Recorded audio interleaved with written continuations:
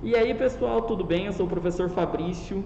Eu, a professora Shirley, o professor Walter e a professora Ana estamos preparando uma série de coisas legais para vocês. E hoje nós vamos fazer uma pequena revisão geral de conjuntos numéricos, certo? Então, como vocês se lembram, conjuntos numéricos seriam o quê? Conjuntos numéricos. Exatamente isso que você está pensando. Conjuntos de números. Ou seja, eu posso escrever aqui uma série de números. Então eu posso escrever 1, 2, 3, 3,5. Vai colocar aqui um pontinho e vírgula para vocês não confundirem. Podemos escrever o número 17 sobre 5, 28,3, menos 40,7, 2 negativo, pi, raiz de 2, raiz de 25, raiz de... Ou seja, repare, existe uma diversidade de números. Eu te pergunto, você saberia me dizer como a gente pode agrupá-los de uma forma que eles fiquem dentro de conjuntos com as mesmas características? Então vamos começar aqui com um conjunto bem pequenininho, lembra? Nós podemos representar os conjuntos por forma de balões. Tudo bem? O primeiro conjunto a gente vai chamar de conjunto dos naturais. Os números naturais, lembre-se, eles precisam ser números inteiros e positivos. Ou seja, essas são as duas características que vão englobar os números naturais. Você se lembra de alguns exemplos? Olha só que interessante. 1, 2, 3, 10... 1 milhão, 2 milhões, ou seja, desde que ele seja inteiro e positivo, ele pode ser muito pequeno ou pode ser muito grande. Porém, eu vou dar alguns exemplos aqui de números que não parecem naturais, mas são naturais. Um exemplo disso seria a fração 16 sobre 8. Nossa, Fabrício, mas por que 16 sobre 8 é um número natural? Porque se você lembrar que a fração também representa uma divisão, existe algum número que vezes 8 dê 16? Existe, é o número 2 e o resto é 0. Ou seja, a fração 16 sobre 8 nada mais é do que um número 2 positivo. Ou seja, repara, apesar de ser uma fração, ela também pode ser escrita através de um número natural. Ou seja, 16 sobre 2 também estaria no conjunto dos naturais. Um outro exemplo, para parecer que não precisa ser a tabuada do 2, seria 25 dividido por 5. Ou seja, que número vezes 5 é igual a 25?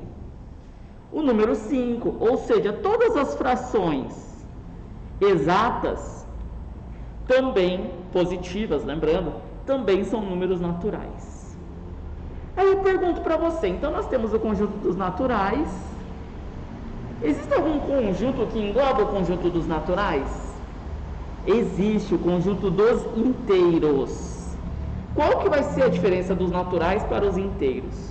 Lembrando que todo número natural é um número inteiro.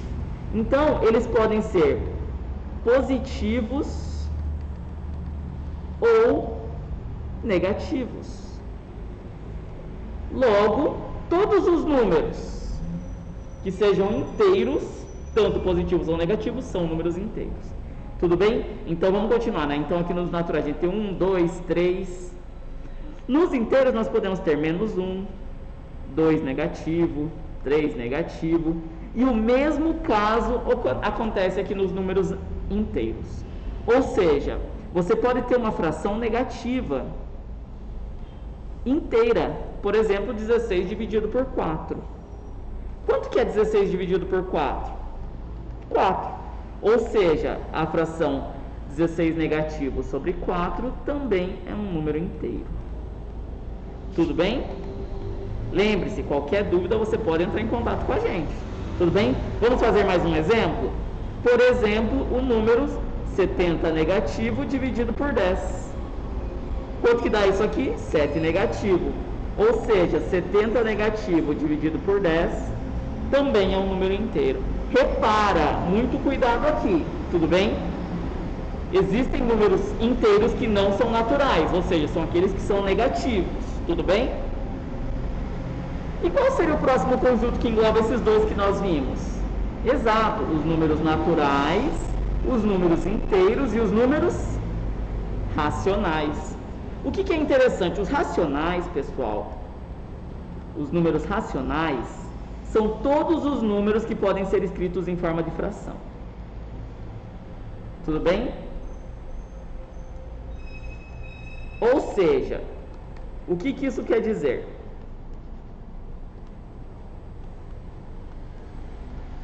Isso quer dizer que os números decimais seriam números racionais, desde que sejam decimais cujas casas decimais ou sejam limitadas ou sejam periódicas. Por exemplo, nós temos, então, os números naturais 1, 2, 3, 20, 30, 40, 50. Os inteiros, menos 1, menos 2, menos 3, menos 40. Nos racionais, 0,1, 0,2, 0,35, 1,497, 17 sobre 5. Repara, todos podem ser escritos em forma de fração. Tudo bem? Lembrando que 0,1 nada mais é do que 1 sobre 10. Tudo bem? Então vamos a alguns exemplos. Lembrando que aqui também você pode ter frações negativas. Por exemplo, menos 8 sobre 3. Então, repara bem, dízimas periódicas, ou seja, aqueles números que são inteiramente, que possuem vários números após a vírgula, infinitos, são números racionais.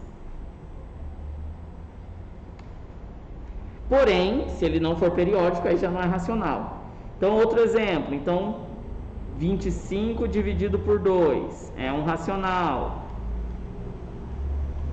Tudo bem?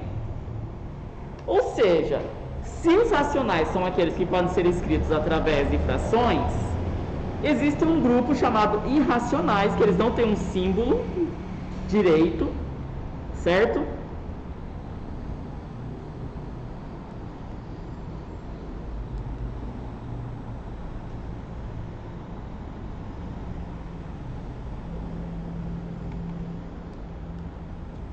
Tudo bem? Então, lembrando, então nós temos aqui o conjunto dos naturais,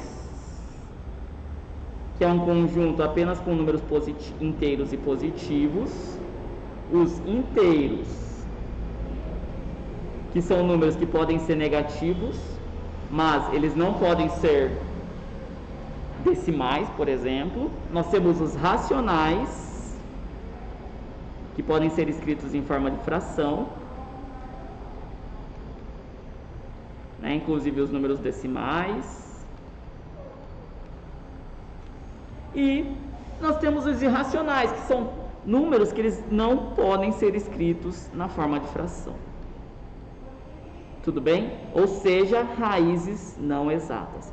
E isso é uma coisa interessante, porque se você pegar, por exemplo, a raiz de 16, ou seja, existe algum número que ele vezes ele mesmo seja igual a 16? Existe. 4 vezes 4 é igual a 16. Ou seja, o número 4 é a raiz de 16. Logo, raízes exatas são números naturais.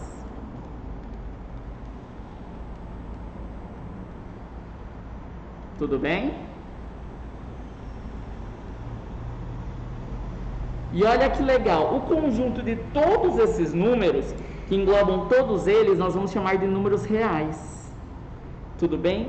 Aí eu te pergunto, você conseguiria pensar em como organizar esses números? Saber quem é maior, quem é menor? Então, para essa semana, comece a refletir um pouquinho sobre como você pode organizar esses números de acordo com as características que eles possuem. E se você tiver alguma dúvida, pode enviar para nós, tudo bem? Um grande abraço e até a próxima, pessoal!